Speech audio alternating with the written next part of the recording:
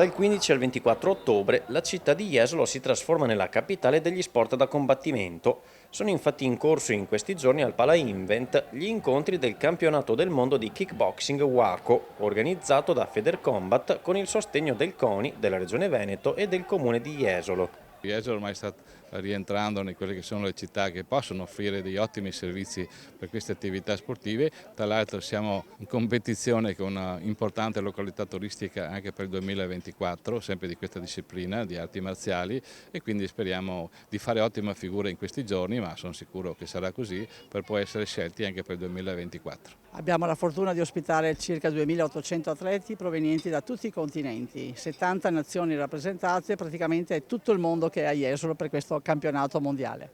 Evento di prestigio per lo sport da combattimento, valevole come gara di qualificazione per i World Games del 2022 ad Alabama, negli Stati Uniti, e per i World Combat Games, sempre del 2022, in Asia. Ci tenevamo a avere questo evento sportivo molto importante, è sicuramente un modo per promuovere ancora di più la nostra città, e perché abbiamo capito, abbiamo visto in questi ultimi anni che lo sport è sicuramente un veicolo pubblicitario e promozionale importantissimo, quindi ci teniamo. Ricordo che a dicembre ne abbiamo un altro di importante, che è sempre i campionati internazionali di karate verso metà dicembre, quindi lo sport, oltre che un messaggio sicuramente importante per i nostri ragazzi, per i nostri giovani, soprattutto anche per noi, sicuramente un ottimo motivo e un ottimo elemento per promuovere sempre di più la nostra città. Una grande opportunità per tutti gli operatori turistici e dimostra come sempre Jesolo è veramente città dello sport tutto l'anno.